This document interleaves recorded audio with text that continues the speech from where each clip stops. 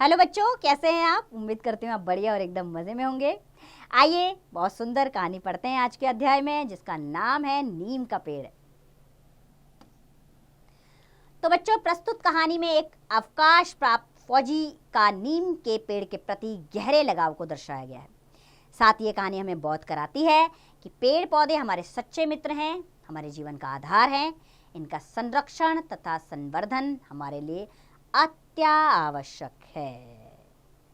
तो सबसे पहले क्या घटना घटी है उसके बारे में जान लें। बूढ़ा मनोहर सिंह विनीत भाव से बोला, सरकार, विनीत यानी कि विनती के भाव से बोलना, विनती स्वर में बोलना।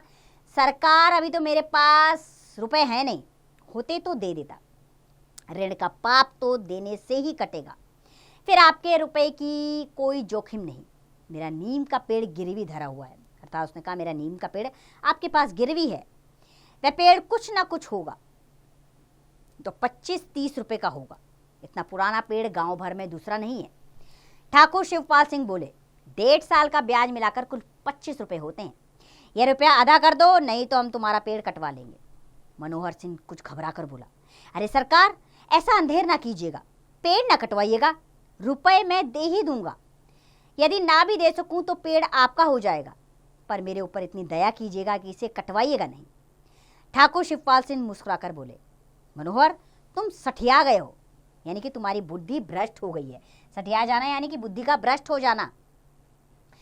तुम सठिया गए हो तभी तो ऐसी ऊल जलूल बातें करते हो। भला जो पेड़ कटवाया ना जाएगा तो हमारे रुपए कैसे निकलेंगे? मनोहर सिंह बोला, अन्नदाता, आपके रुपए तो जहां तक होगा मैं ही दूंगा।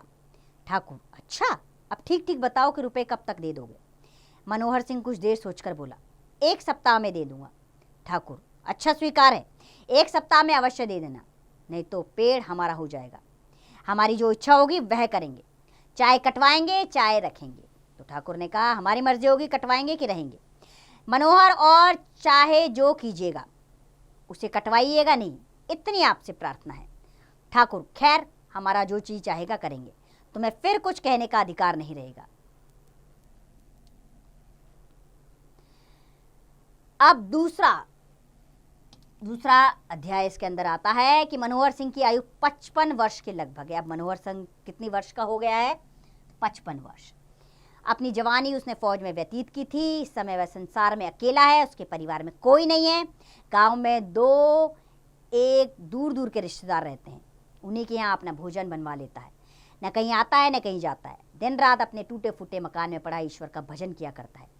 1 वर्ष पूर्व उसे कुछ खेती कराने की सनक सवार हुई थी। सनक यानी कि थोड़ी सी पागलपन उसके अंदर सवार हो गया था खेती का। उसने ठाकुर शिवपाल सिंह की कुछ भूमि लगान पर लेकर खेती कराई भी थी, पर उसके दुर्भाग्य से उस साल अनावृष्टि यानी कि ओले पड़े थे। अनावृष्टि हुई, इसके कारण कुछ पैदावार ना हुई। ठाकुर शिवपाल सिंह का लगान ना पहुंचा। मनोहर सिंह को जो कुछ पेंशन मिलती थी वह उसके भोजन वस्त्र भर की ही होती थी। अंत में जब ठाकुर साहब को लगान ना मिला तो उन्होंने उसका एक नीम का वृक्ष, जो उसकी झोपड़ी के द्वार पर लगा था, गिरवी रख लिया। यह नीम का वृक्ष बहुत पुराना और उसके पिता के हाथ का लगाया हुआ था। मनोहर सिंह को 1 सप्ताह का अवकाश दिया गया। उसने बहुत कुछ दौड़ धूप की, 2-4 आदमियों से कर्ज मांगा, पर किसी ने उसे रुपए ना दिए। लोगों ने सोचा वृद्ध आदमी है, वृद्ध यानी कि ये आदमी तो बूढ़ा हो चला है, ना जाने कब लुढ़क जाए, यानी कि कब इसकी मौत हो जाए क्या पता। ऐसी दशा में रुपया किसका वसूल होगा? उन्होंने कहा, तो मर जाएगा, इससे कौन रुपए वसूल करेगा? मनोहर चारों ओर से हताश होकर बैठ गया और धड़कते हुए हृदय से समाप्त यानी कि सप्ताह व्यतीत यानी कि पूरा सप्ताह वीक बीतने की राह देखने लगा। दोपहर का समय था। मनोहर सिंह एक चारपाई पर नीम के पेड़ के नीचे लेटा था। नीम की शीतल वायु यानी कि बहुत ही ठंडी हवा नीम के पेड़ से आ रही थी। शीतल वायु के झोंकों से उसे बड़ा सुख मिल रहा था। वह पड़ा पड़ा सोच रहा था कि परसों तक यदि रुपए ना पहुंचेंगे तो ठाकुर साहब इस पेड़ को कटवा डालेंगे। ये पेड़ मेरे पिता के हाथ का लगाया हुआ है, मुझे और मेरे परिवार को दातून और छाया देता रहता है। इसको ठाकुर साहब कटवा डालेंगे। यह विचार मनोहर सिंह को ऐसा दुखदायी प्रतीत हुआ कि वह चारपाई से उठकर बैठ गया और वृक्ष की ओर मुंह करके बोला, यदि संसार में किसी ने मेरा साथ दिया है तो तूने। यदि संसार में किसी ने निस्वार्थ भाव से मेरी सेवा की है तो तूने। अब भी मेरी आंखों के सामने में दृश्य आता है जब मेरे पिता मुझे सींचा करते थे। तो उस समय बिल्कुल बच्चा था, मैं तेरे लिए तालाब से पानी भरकर लाया करता था। पिता कहा करते थे, बेटा मनोहर, ये मेरे हाथ की निशानी है, इससे जब जब तुझे और तेरे बाल बच्चों को सुख पहुंचेगा तब तक मेरी याद आएगी। पिता का देहांत हुए 40 वर्ष व्यतीत हो गए थे, यानी कि बीत गए थे 40 वर्ष, पिता का देहांत हो गया था। उनके कहने के अनुसार तू सदैव उनकी कृति का स्मरण करता रहा और जब तक रहेगा उनकी याद दिलाता रहेगा। उसने कहा, हे नीम के पेड़, तू जब तक रहेगा तो मुझे मेरे पिता की याद दिलाएगा। मुझे वे दिन अच्छी तरह याद हैं जब मैं अपने मित्रों सहित तेरी डालियों पर चढ़कर खेला करता था। इस समय संसार में तू ही एक ऐसा मेरा पुराना मित्र है। तुझे वह दुष्ट काटना चाहता है।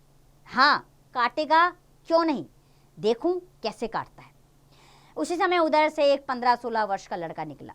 वृद्ध मनोहर को बड़बड़ाते देख उसने पूछा, चाचा किससे बातें करते हो, यहाँ तो कोई भी नहीं है। बूढ़े ने चौंक कर लड़के की ओर देखा और कहा, क्या करूं बेटा तेजा, अपने कर्म से बातें कर रहा हूं।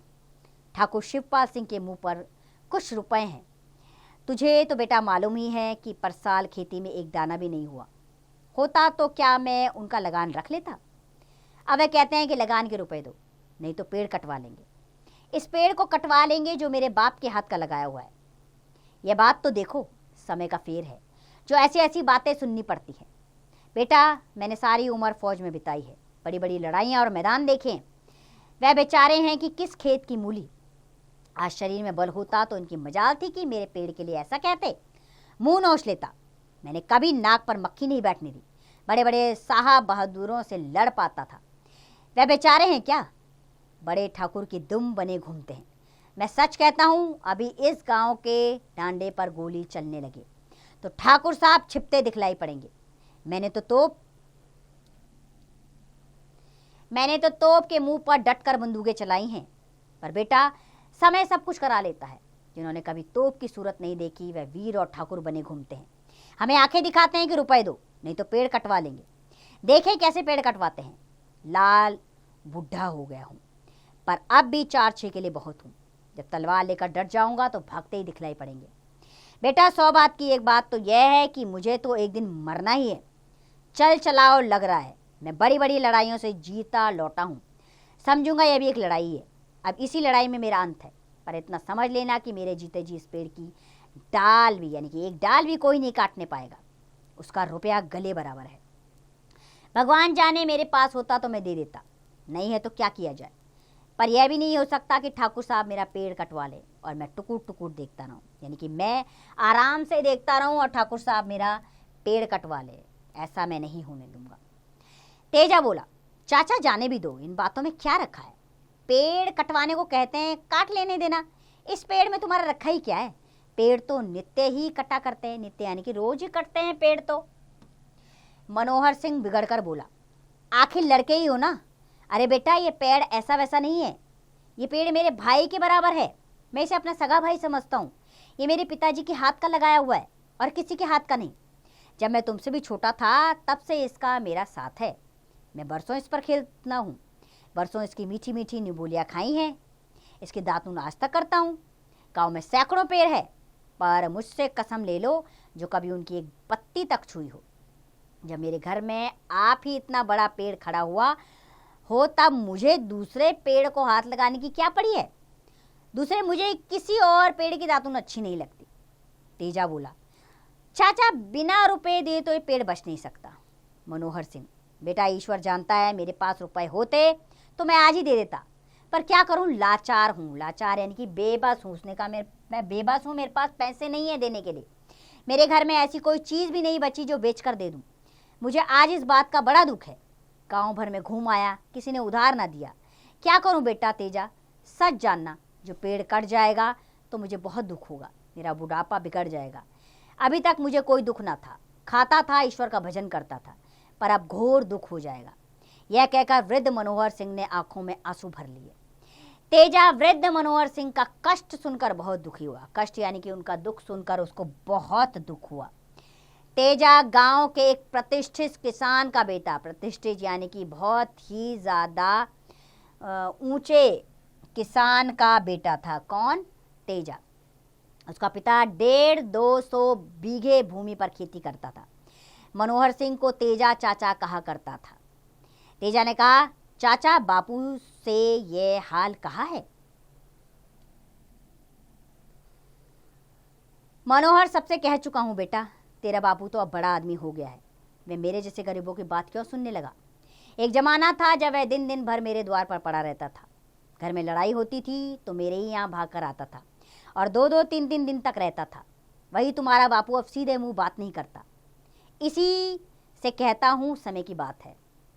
तेजा ने पूछा, कितने रुपए देने से पेड़ बच सकता है? मनोहर, 25 रुपये देने पड़ेंगे। तेजा, 25 रुपये तो बहुत है चाचा। मनोहर, ने पास नहीं है तो बहुत ही हैं, होते तो थोड़े थे। तेजा, 10-5 रुपये की बात होती तो मैं ही कहीं से ले लेता। मनोहर, बेटा भगवान तुझे चिरंजीवी रखे। चिरंजीवी यानी कि तुझे लंबी उम्र दे भगवान। तूने एक बात तो कही, गांव वाले ने तो इतना भी नहीं कहा। खैर देखा जाएगा, पर तू इतना याद रखना कि मेरे जीते जी इस पेड़ को कोई हाथ लगाने ना पाएगा। अब तीसरा अध्याय इसका शुरू होता है। 1 सप्ताह बीत गया, आज 8वां दिन है। मनोहर सिंह रुपयों का प्रबंध नहीं कर सका। वह समझ गया कि अब पेड़ का बचना कठिन है, पर साथ ही वह यह भी निश्चय कर चुका था कि उसके जीते जी कोई उसको काट नहीं सकता। उसने अपने तलवार भी निकाल ली और साफ करके रख भी ली। अब वह हर समय पेड़ के नीचे पड़ा रहता था। तलवार सिरहाने रखी रहती थी। सिरहाने यानी कि तकिए के नीचे हमेशा तलवार रखता था। 8वें दिन दोपहर के समय शिवपाल सिंह ने मनोहर सिंह को बुलाया। मनोहर सिंह तलवार बगल में दावे अकड़ता हुआ ठाकुर साहब के सामने पहुंचा। शिवपाल सिंह और आसपास बैठे लोग बूढ़े की इस सज धज पर मुस्कुराए। शिवपाल सिंह ने कहा, सुनते हो मनोहर सिंह, 1 सप्ताह बीत गया है, अब पेड़ हमारा हो गया, अब हम उसकी कटाई शुरू कराते हैं। मनोहर, आपको अधिकार है, मुझे मिलता तो दे ही देता, अब भी यदि मिल जाएगा तो दे दूंगा। मेरी नीयत में बेईमानी नहीं है, मैं फौज में रहा हूं, बेईमानी का नाम नहीं जानता। शिवपाल, तो अब हम उसे कटवा लेना। मनोहर, यह मैं कैसे कहूँ, आपको जो चीज़ चाहे कहिए। यह कहकर मनोहर सिंह उसी प्रकार अकड़ता हुआ ठाकुर शिवपाल सिंह के सामने से चला आया और पेड़ के नीचे चारपाई पर आकर बैठ गया। दोपहर ढलने पर 4-5 आदमी कुल्हाड़ी लेकर आते दिखाई पड़े। मनोहर सिंह झट म्यान से तलवार निकाल डटकर खड़ा हो गया और ललकार कर बोला, संभल कर आगे बढ़ना, जो किसी ने भी पेड़ में कुल्हाड़ी लगाई तो उसकी और उसकी जान एक कर दूंगा। मजदूर बूढ़े की ललकार सुन और तलवार देखकर भाग खड़े हुए। जब शिवपाल सिंह को यह बात मालूम हुई तब पहले तो वह बहुत हंसे, परंतु पीछे कुछ सोचकर उनका चेहरा क्रोध से लाल हो उठा। वे बोले, इस बूढ़े की शामत आई है, हमारा माल है, हम चाहे काटे चाहे रखे, वह कौन होता है? चलो तो मेरे साथ देखूं वह क्या करता है। शिवपाल सिंह मजदूरों तथा 2 लठबंद आदमियों को लेकर पहुंचे। उन्हें आते देख बूढ़ा फिर तलवार निकाल कर खड़ा हो गया। शिवपाल सिंह उसके सामने पहुंचकर बोले, क्यों मनोहर, ये क्या बात है? मनोहर सिंह बोला, बात केवल इतनी है कि मेरे रहते ही इसे कोई हाथ नहीं लगा सकता है। यह मैं भी जानता हूँ कि अब पेड़ आपका है, मगर यह होने पर भी मैं इसे कटता हुआ नहीं देख सकता। शिवपाल सिंह, पर हम तो इसे कटवाए बिना ना मानेंगे। मनोहर सिंह को भी क्रोध आ गया। वह बोला, ठाकुर साहब, जो आप सच्चे ठाकुर हैं तो इस पेड़ को कटवा ले, जो मैं असली ठाकुर हूँगा तो मैं इसे ना कटने दूंगा। ठाकुर शिवपाल सिंह अपने आदमियों से बोले, देखते क्या हो, इस बूढ़े को पकड़ लो और पेड़ को काटना शुरू कर दो। ठीक उसी समय तेजा सिंह दौड़ता हुआ आया और मनोहर सिंह को कुछ रुपए देकर बोला, लो चाचा, ये रुपए, अब तुम्हारे पेड़ बच गया। मनोहर सिंह ने रुपए गिनकर ठाकुर शिवपाल सिंह से पूछा, कहिए ठाकुर साहब, रुपए लेना हो तो यह हाजिर है और जो पेड़ कटवाना हो तो आगे बढ़िए। ठाकुर, रुपए अब हम नहीं ले सकते, रुपए देने की मियाद पूरी हो गई। मियाद यानी कि अब समय पूरा हो चुका है रुपए देने का, अब तो पेड़ कटेगा। मनोहर सिंह अकड़ कर बोला, ठीक है, अब मालूम हुआ कि आप केवल मुझे दुख पहुंचाने के लिए पेड़ कटवा रहे हैं। अच्छा कटवाइए, मुझे भी देखना है कि आप किस तरह पेड़ कटवाते हैं। इतनी देर में गांव भर में खबर फैल गई कि शिवपाल सिंह मनोहर सिंह का पेड़ कटवा रहे हैं, पर मनोहर सिंह तलवार खींचे हुए किसी को पेड़ के पास भी नहीं आने देते। ये खबर फैलते ही गांव भर जमा हो गया। गांव के 2-4 प्रतिष्ठित आदमियों ने मनोहर सिंह से पूछा, क्या बात है मनोहर सिंह? मनोहर सिंह सब हाल कहकर बोला, मैं रुपए देता हूँ, ठाकुर नहीं लेते, कहते हैं कल तक मियाद थी, अब तो पेड़ कटेगा। शिवपाल सिंह बोले, कल तक ये रुपए दे देता तो पेड़ पर हमारा कोई अधिकार ना होता, अब हमारा उस पर पूरा अधिकार है, हम पेड़ अवश्य कटवाएंगे। एक व्यक्ति बोला, जब कल तक इसके पास पैसे नहीं थे तो आज कहाँ से आ गए? शिवपाल सिंह का एक आदमी बोला, तेजा ने अभी ला कर दिए हैं। गांव वालों के साथ तेजा का पिता भी था। उसने सुनकर तेजा को पकड़ा और कहा, क्यों बे, तूने ही रुपए चुराए थे? मैंने दोपहर को पूछा तो 3-13 बकने लगा था। इसके बाद तेजा के पिता ने कहा, मनोहर, ये रुपए तेजा मेरे संदूक से चुरा कर लाया है, ये रुपए मेरे हैं। मनोहर सिंह रुपए फेंक कर बोला, तेरे हैं तो ले जा, मैंने तेरे लड़के से रुपए नहीं मांगे थे। फिर मनोहर सिंह ने तेजा से कहा, बेटा तूने बुरा काम किया, चोरी की, राम राम, बुढ़ापे में मेरी नाक कटाने का काम किया था। ये लोग समझेगी कि मैंने ही चुराने के लिए कहा था।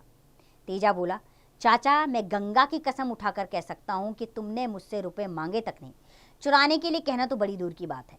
शिवपाल सिंह ने हंसकर कहा, क्यों मनोहर, अब रुपए कहाँ हैं? लाओ, रुपए ही लाओ, मैं रुपए लेने के लिए तैयार हूँ। अब या तो अभी रुपए दे दो या सामने से हट जाओ, झगड़ा करने से कोई लाभ ना होगा। मनोहर सिंह बोला, ठाकुर साहब इन बातों से क्या फायदा, रुपए मेरे पास नहीं है, लेकिन पेड़ मैं कटने नहीं दूंगा। शिवपाल सिंह उपस्थित यानी कि वहां मौजूद लोगों से बोला है, आप लोग इस बात पर गौर से देखिएगा और न्याय कीजिएगा। मियाद कल तक की थी, मैं आज भी रुपए लेने को तैयार हूं। अब मेरा अपराध नहीं, यह बुढ़ा व्यर्थ झगड़ा कर रहा है। तेजा सिंह यह सुनते ही आगे बढ़ा और अपनी उंगली से सोने की अंगूठी उतारकर शिवपाल सिंह से बोला, ठाकुर साहब ये अंगूठी 1 तोले की है, आपके रुपए इससे निकल आएंगे, आप ये अंगूठी ले जाइए। इस अंगूठी पर बापू का कोई अधिकार नहीं, ये अंगूठी मुझे मेरी नानी ने दी थी। सब लोग लड़के की बात सुनकर दंग रह गए। ये देख तेजा सिंह का पिता आगे बढ़ा और बोला, ठाकुर साहब लीजिए 25 रुपए, अब इसे पेड़ को छोड़ दीजिए। आप अभी कह चुके हैं कि रुपए मिल जाएंगे तो पेड़ छोड़ देंगे, अतएव अपने वचन का पालन कीजिए। ठाकुर साहब के चेहरे का रंग उड़ गया। उन्हें विश्वास हो गया कि अब मनोहर सिंह को रुपए मिलना असंभव है। इसी से उन्होंने केवल अपनी उदारता दिखाने के लिए रुपए लेना स्वीकार किया था। अब वह कुछ ना कह सके, कारण उन्होंने 25-30 आदमियों के सामने रुपए लेना स्वीकार कर लिया था। वह रुपए लेकर चुपचाप चले गए। ठाकुर साहब के चले जाने के बाद मनोहर सिंह ने तेजा सिंह को बुलाकर छाती से लगाया और कहा, बेटा इस पेड़ को तूने ही बचाया है, अतएव मैं तुझी को ये पेड़ देता हूँ। मुझे विश्वास हो गया है कि मेरे पीछे तू ही इस पेड़ की रक्षा कर सकेगा। तेजा ये कहकर उपस्थित लोगों से कहा, भाइयों मैं तुम सबके सामने ये पेड़ तेज सिंह को देता हूँ।